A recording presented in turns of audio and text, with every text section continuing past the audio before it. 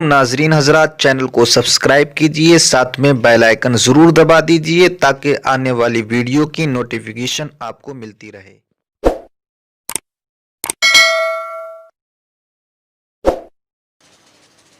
शादी और वलीमे के मौके पे आपकी बेटियां, बहनें और बीबियां जितने का पाउडर और लाली इस्तेमाल करती है, वो अगर किसी बेवा की झोली में चला जाए तो बेवा अपनी किसी बेटी को एक दुपट्टा उस पर डाल सकती है सर पर।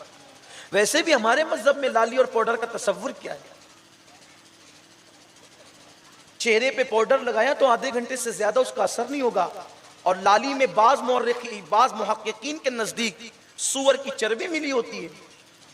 हमारी बहनों पर भी मुझे ताज्जुब है, सूअर देखेंगी तो मुंह को दुपट्टा लगाएंगी और मुंह टेढ़ा करेगी जैसे कि किसी ने कड़वाहट चबा दी उसके मुंह में, और सूअर की चर्बी लगा करके वलीमे का खाना खाने जा रही है। तो ये सूअर की चर्बी जो तेरे मुंह के लुकमे के साथ और पानी के साथ तेरे मुंह में जा रही है, तो तू सूअर की चर्बी खा रही है। शर्म नहीं है इसका, एहसास नहीं है इसका। न मर्द मना करे, न भाई मना करे, न बेटा मना करे, कौन रोकने वाला है? कौन टोकने वाला है?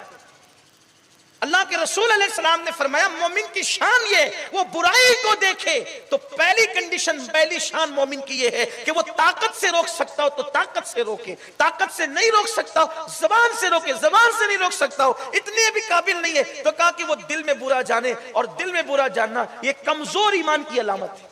यानी गुनाह को देखकर दिल में बुरा जानना ये कमजोर ईमान की अलामत है। और जो दिल में बुरा भी नहीं जानते वो अपने ईमान की खैर ही बनाए। मोमिन की शान तो कि बुराई को देखे तो चीख पड़े, इज्जत और जिल्लत की कोई फिक्र नहीं करे, उठ के खड़ा हो जाए, बुराई हो क्यों रही है, अच्छे से बुराई को दूर करे, ताकत से दूर करे। लेकिन ये कहां रह गया? मैं अपनी बहनों को भी पैगाम देता हूं, माँ और बहनों को, ये जो बाज लोगों ने कह दिया कि, और बात समझ में भी आती है, मुहक्किकीन ने जो कहा ना, मैंने उसकी पूरी तहकीक पढ़ी, जिस मुहक्किक ने लिखा। वैसे मैं जल्दी से जब वो इन बातों पे यकीन नहीं करता, लेकिन कुछ तहकीक भी होती है। व्हाट्सएप पे अगर कोई डाल देना कि वो बिस्किट में फला चीज मिली है तो हम नहीं मानते, इसलिए कि किसी चीज की के हराम होने के लिए दलील कतई की जरूरत है। अखबारी खबरों से कोई चीज थोड़ी हराम होती है।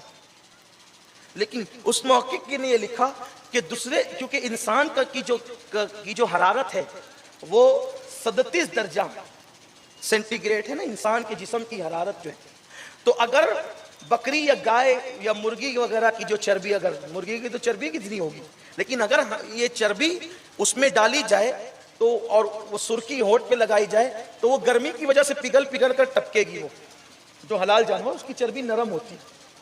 सूअर की चर्बी सख्त होती है कि लगने के बाद वो पिघलती नहीं, यानी टपकती नहीं। इसीलिए बाज मुहक्किकीन ने कहा है, मैं बाज की बात कर रहा हूँ, कैद लगा रहा हूँ, जिनको मैंने पढ़ा है, तो कम से कम बहनों को इससे बचना तो चाहिए।